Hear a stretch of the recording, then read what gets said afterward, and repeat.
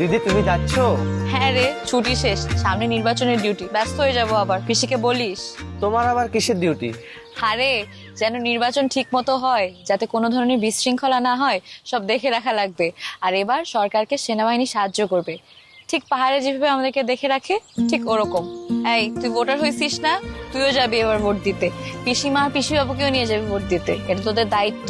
এই আমার গাড়ি চলে আসছে রে, আমি গেলাম। ঠিক আছে দিদি, তুমি ভালো থেকো। ভালো থাকিস।